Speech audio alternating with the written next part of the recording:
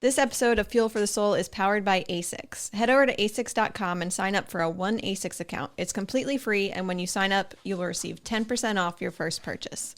You'll also gain access to exclusive colorways on asics.com, free standard shipping, special birthday month discounts, and more.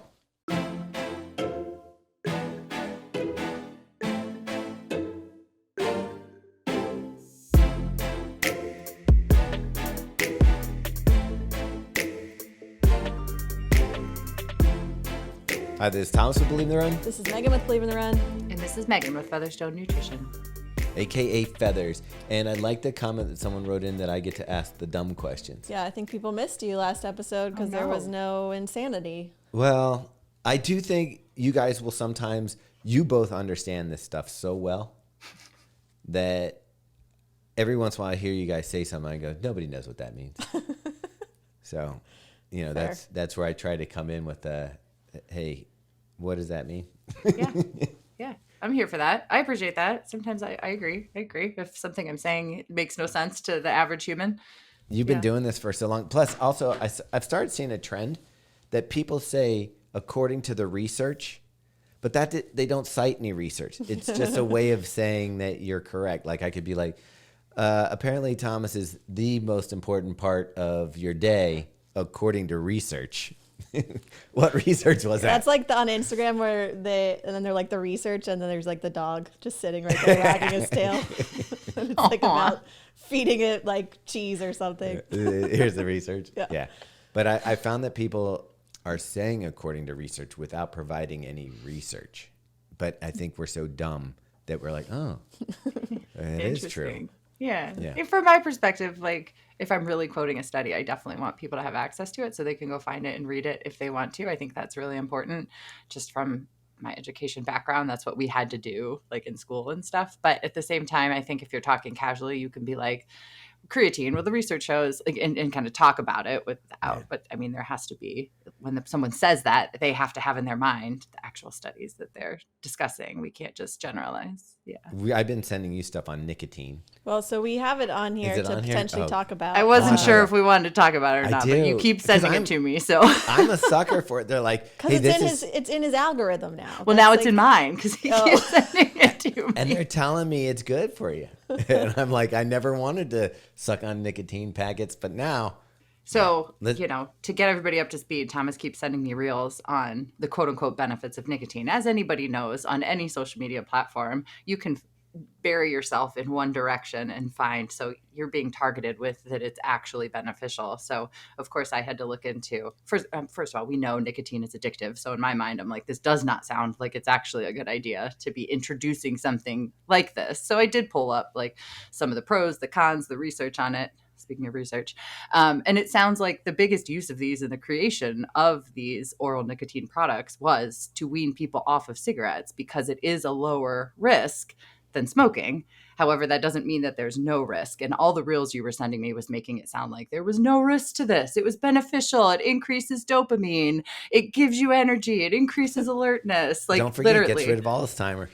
I'm telling you, there's some dark sides of social media. I think I stay in my bubble and surround myself with things that I want to see. And you sending that to me, I was like, holy cow, this is out there. Like this whole, like, go ahead, suck on some nicotine is like definitely out there, which I think is very dangerous, to be honest. Well, I think it started in like one of those, I want to say, I don't know if it was in the Joe Rogan like section of like podcasts, but you know how there's those people that are like, okay, microdose mushrooms, take nicotine, like all these things are that like this kind of like quasi, not quite medical advice, but hey, Native Americans used to do this and it worked out for them, kind of side of things. So it is, I am a sucker for looking at those because I want, like, hey, you tell me, it'll take care of all these things. The easy button. It's the snake oil.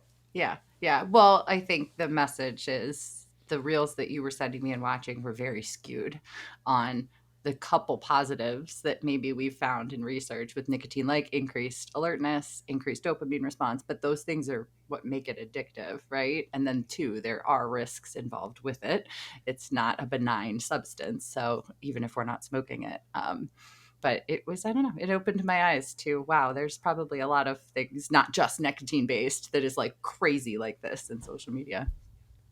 Well, I feel like it's like this trend is similar to what we saw with the GLP-1s, where it's like you're not looking at this holistically. Like it was created for a certain specific group of humans to help them to create a better scenario than the one they were in, but it's not like beneficial for the general public, which is how they're presenting it. Yeah, that's a great comparison. Yeah. What are some other things that we get like, oh, it's a miracle cure all? Like, are we in the protein phase of that? Like yeah, definitely. It used to be low fat. I feel like the 90s were low fat everything. Now protein everything. I mean, there was the keto, which I guess is the low fat. Vegan, gluten free. Or no, keto's the opposite. Keto's high fat. Yeah, and then we had gluten free. Yeah, there's always something. Like, what is it about us that we want, like, the one thing? Like, we want, is it just simplicity? That's a good question. We have to have like a behavior scientist on here to tell us why we have to trend back and forth and make things extreme and no salt. flashy. Salt is great. Yeah, literally. Eggs are horrible. Eggs are a superfood. Right. You know? It's wild. It really is. I just want people to tell me that butter's okay to eat. I love butter. I mean, everything's okay to eat as long as you're not allergic to it. It's just about balance. Yeah. All right, so we kind of skipped over our normal intro where we chat about our sponsor. So let's talk about Runway real quick. You've heard us talk a lot about salty carbs. I continue to use them for pretty much every workout and long run that I'm doing right now in my Build to the Marathon project. I used it for a workout this morning. I'm sticking with the lemonade raspberry. I think that's what it is, or raspberry lemonade. Over melon? Yeah. And naked? Yeah, I think that's my favorite. I was going between them, but I think that's my favorite. All right, I'll leave those for you. I happen to also like the protein with creatine for post-workout. It's funny because I was literally just going to say that I'm like back on the foundation train, making sure I'm getting my collagen beforehand. So, I mean, we each just, plugged a different product for them without even intentionally doing it.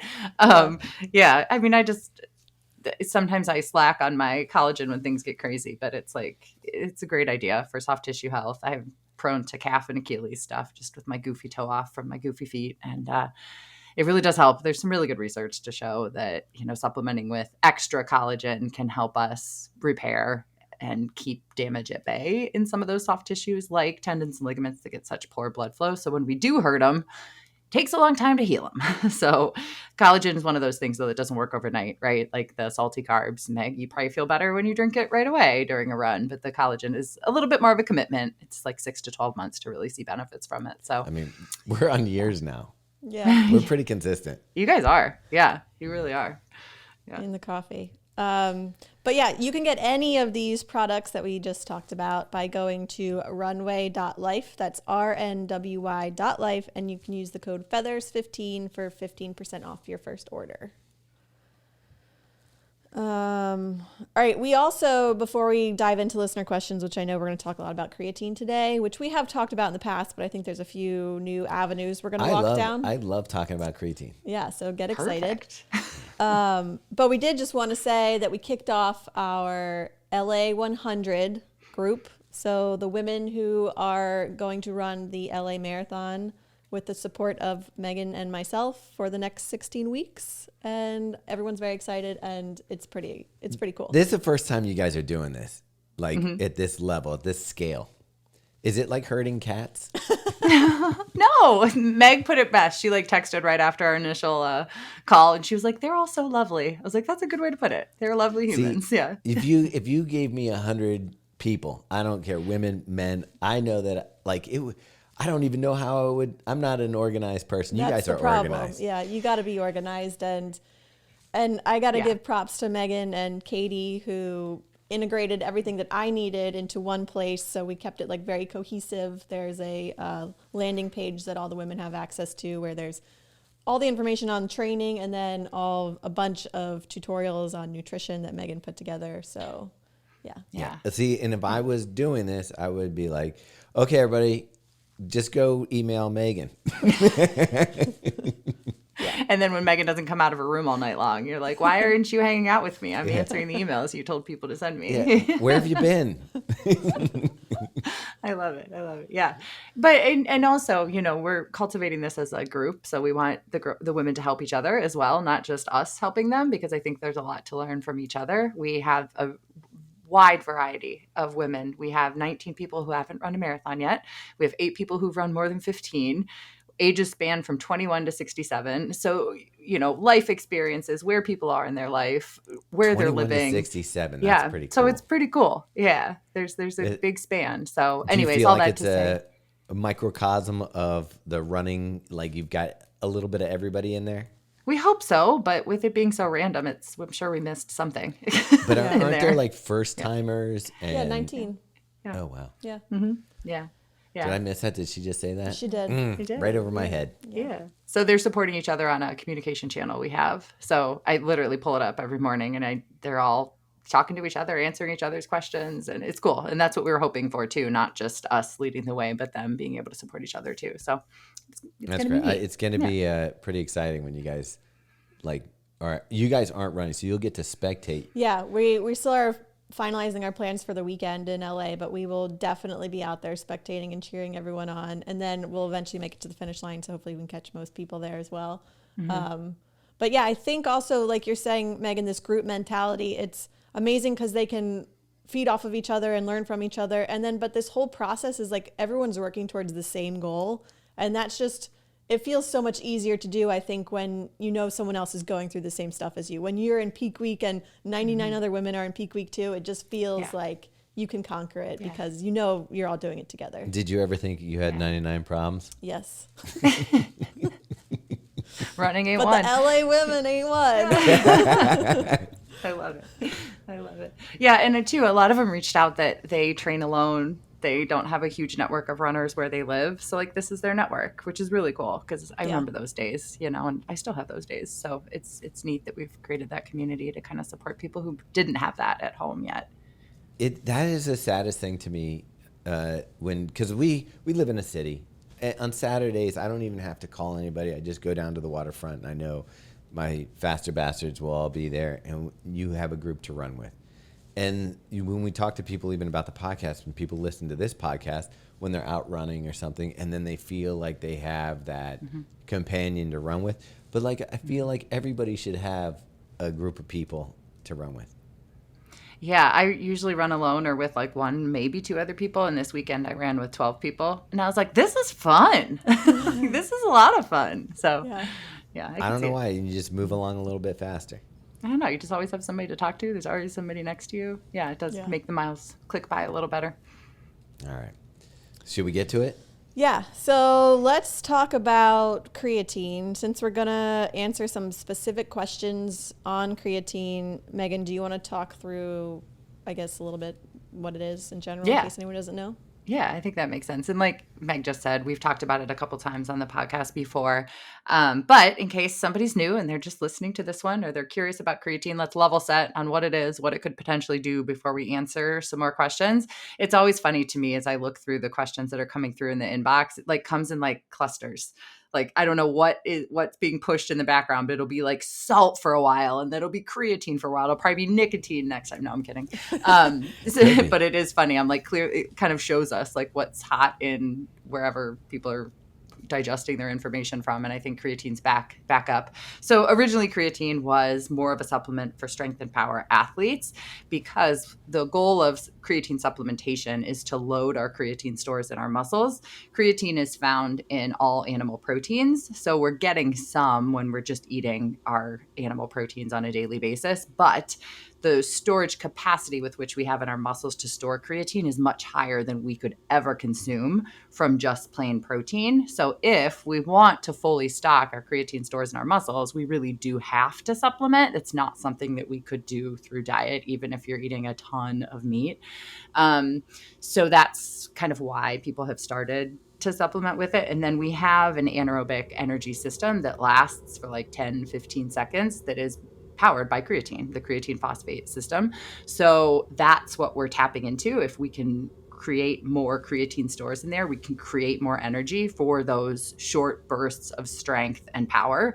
And that's why it was so popular with strength and power athletes versus endurance athletes. However, we've seen a crossover into endurance running, and it's still, some of it is like theoretical of this probably could help in this way. And then we are starting to get some studies that are showing like, yes, it actually does help in this way, but it's still, for as much research as we have on creatine, it's still in my mind kind of in its infancy as to how we've really researched it for endurance athletes.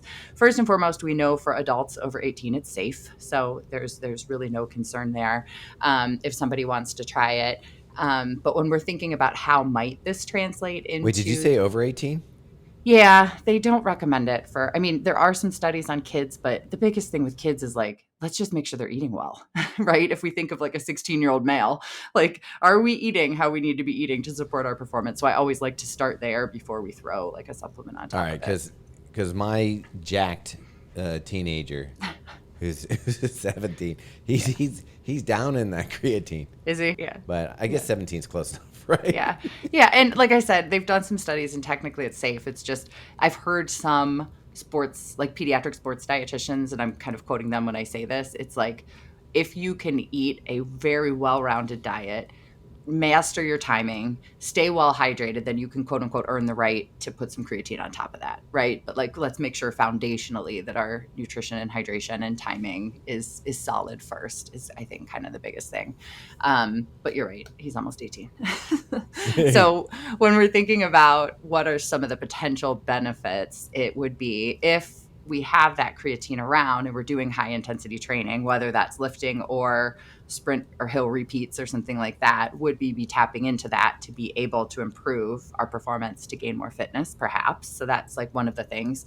Obviously, if you are strength training, the creatine would help with that, which then may translate in some way into our running. There's also two other avenues that I have heard be of more interest to endurance athletes taking it besides those two things. And one is it may improve recovery, and two, that it may help with like mental health. So we know that cognitive health, like we know that creatine is used as a fuel by our brain. So if there's more around there, do we have better mental clarity? Is our mood better cognition as we age? That type of stuff is all kind of other reasons why I'm hearing that endurance athletes might be interested in it. And I'm jumping the gun here because I don't want to step on anybody's toes, but the things that I'm seeing about it is I'm getting those research shows posts that women are benefiting from it even more so than they thought. And I honestly don't have a research study off the top of my head I've seen specifically on women in creatine. I'm sure it exists. I'll just have to look it up a little bit more. My thought with that is it was typically a supplement men took for a long time. And maybe we're just seeing more women take it, so we have more anecdotal data. Maybe we do have more research. I feel like maybe it's just that more women are open to taking it, whereas they weren't before. I think that's the same, like you see more women weightlifting, especially heavy lifting, and we didn't used to see that before. No. So I think those probably just go hand in hand. I feel like we should put a poll up to see how many people are using creatine that are listening. Oh yeah, I'm curious. Can we do that? I'll do that on the Spotify. So yeah, if you're listening, go to Spotify and answer our poll that we put up there. What's the poll say? It's going to ask if people are using creatine or not. Okay. Yeah, are we going to split it up by men and women? We'll see. I would love to see.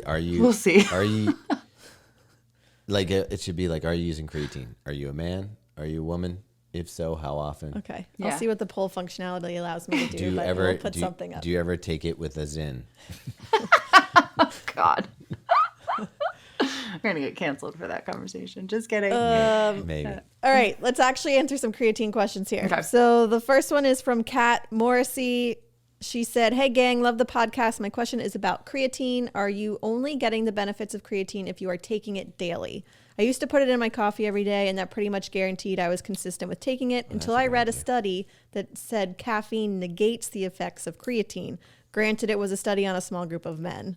A, is that true? And B, am I still getting the benefits of taking it even if I am not taking it every day?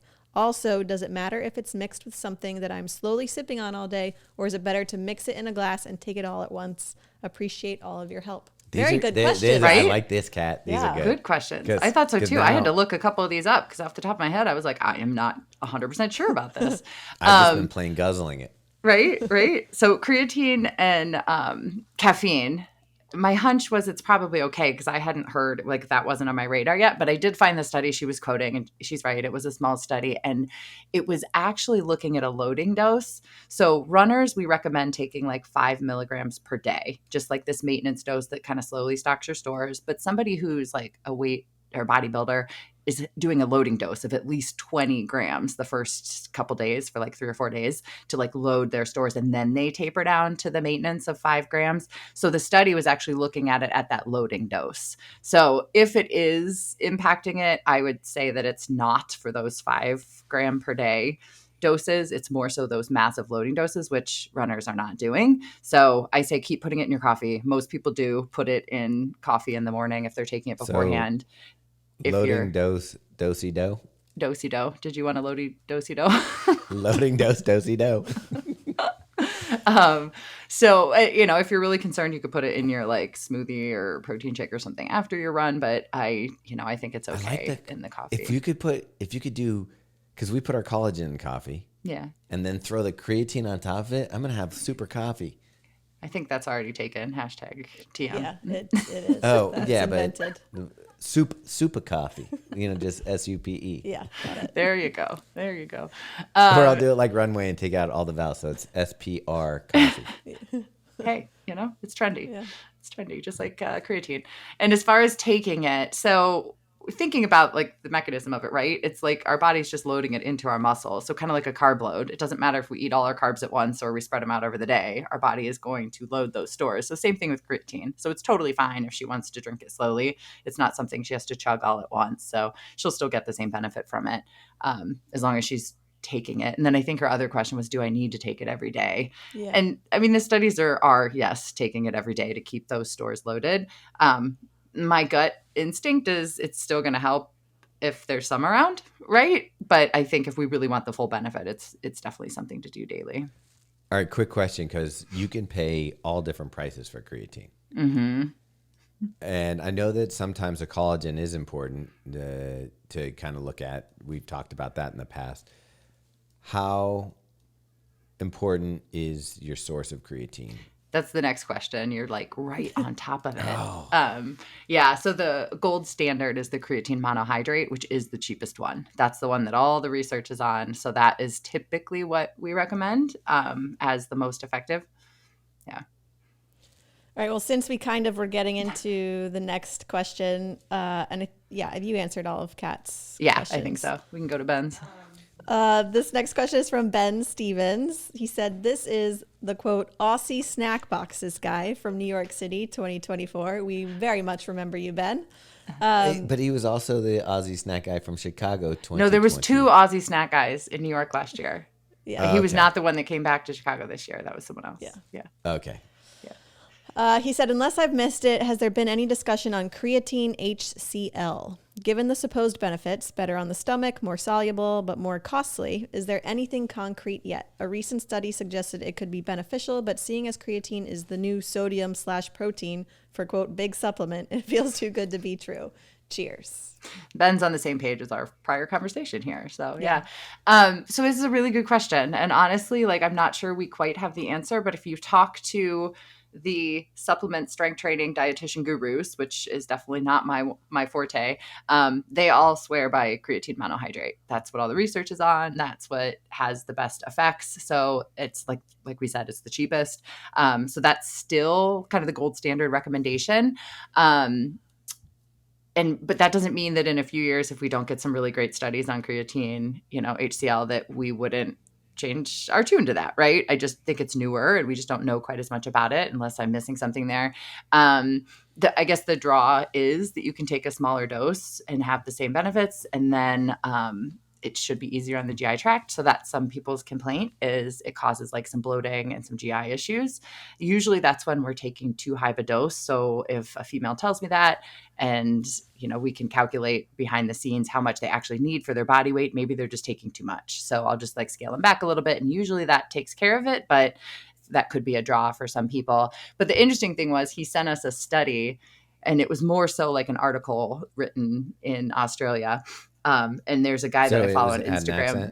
that was quoted. Yeah, I read it with an accent in my mind. That was quoted in there, and similar to, remember when somebody in the States was sending gels to be analyzed to see if there was actually the number of grams of carbs in it. So this guy who lives in Australia sent 5 different creatine gummies to do the same thing because he didn't believe that they had what they said they did, and only one of the 5 actually had the creatine that it said it did. So I think that brings up the whole other issue of, like, if you are, because I've seen a lot of people, especially females, intrigued by taking the creatine gummies. And I'm not saying there aren't some good ones out there, but if they're not NSF certified or informed choice certified, you might not be getting what you think you're getting. Right. So you might not even be taking nearly the creatine you think you are. And then it's just a placebo effect. So I think it is important, whichever type of creatine you decide to take, just making sure that you're getting a good quality brand that has that certification to make sure you're getting what you think you are. I've been using 2 sources for creatine. One has been in the protein powder that we get from Runway, and the other one is from Pillar, which are both certified. And, you know, so I feel pretty confident. I did get a gummy one off of Instagram one time. Yeah. And I was kind of like, how do I know? Like, I do feel like they just mix a bunch of stuff together and then, you know, put it. So it is difficult. So I kind of like the powder form and kind of controlling it. Yeah. Yeah. Everybody likes gummies. I know. That was, so I have 2 quick questions. Yeah. One is, what actually is the difference between creatine, HCl, and monohydrate? Like, is it just the creatine HCl is just hydrochloride. So this is a little bit over my head too, but I'm sure it's just how the creatine is like what it's bonded to would be my guess. Like kind of the molecular format is a little bit different. So, but yeah, I'd have to look into that. It's like used the same way. It's basically the same stuff. It's just the formulation or whatever. Okay. It's kind of like we have different types of magnesium, right? Okay. Yeah. My other question was going to be, does it matter the form? So if a gummy is certified, is that just as good as a scoop of That's a good question. Yeah. So if you would hope, like, oh shoot, I'm taking a gummy, just check and see if it's NSF certified or informed choice. It's fine. Keep it up. It's got what it says it has in it. If it's not, maybe we switch things. It should also have a little granular feel to the chew. Fair. It should not be as tasty. No, I'm kidding. It's not. Like the one I got, it kind of like, you're like, oh, there's a little bit of roughness to it. Just, you know, because of the, have you noticed that creatine is kind of like granular? Yeah. Yeah, it's a powder. You know, yeah. Our next question is from Juan Arieta. He said, thanks for everything you guys share with us. I feel like I'm always learning something from you. I'm now consistently using Ketone IQ during my long runs and races. They're working great for me. I guess this question is for Megan since she ran the Tokyo Marathon last year. I'll be running it next March, and I'm wondering if they will allow me to carry Ketone IQ bottles, 2 to 3, with me during the race since they're so restrictive. I used Ketone IQ during my recent training cycle for the Indy Marathon, and they worked great for me. So would love to do the same for Tokyo. I appreciate your insight in this. Thanks so much. Good question. Wait, haven't we always shit on Ketone IQ? Hey, some people might feel like it's beneficial. My big thing is if you're going to use ketones, just please take carbs with it. Like that is like research is across the board. We need to still be taking carbs. So he's only carrying 2 to 3 bottles. So I'm hoping that he's taking carbs with it. So he can do him. And if he feels that it's helpful, then, you know, we can go for it. But it was a really good question because you cannot take a bottle of your own hydration through security at the Tokyo Marathon. Like there's just absolutely no way. And I learned when I was there that you could take a sealed bottle of fluid that you purchased in Japan through security. But I learned that very late. Plus I was like, I don't know what these are. I haven't practiced with them when I was running. So I was like, okay, forget that. So that's kind of the fluid rules, but he's right. Ketones are fluid, but I found the rules on their website and you can carry something up to 250 mLs. So as long as his Ketone IQ is sealed and it's smaller than 250 mLs, which it is, he's fine. But doesn't he have to purchase it in Japan? I think it's just when it's bigger than 250 mLs that it has to be from Japan. So my guess is you're fine.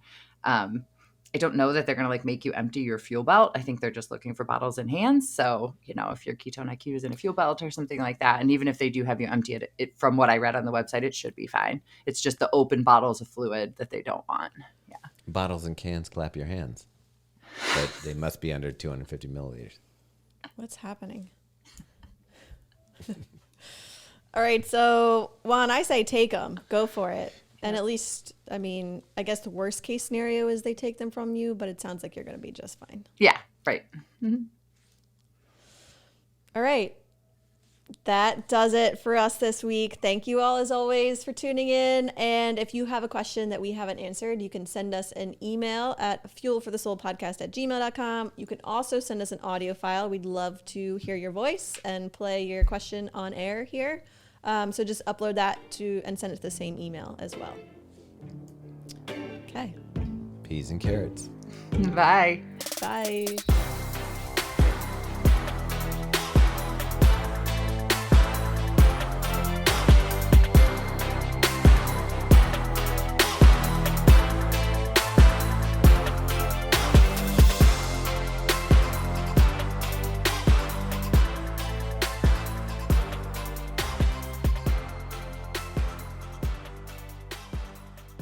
What? I'm bonded to a Megan Jean Murray. Jesus Christ. Okay.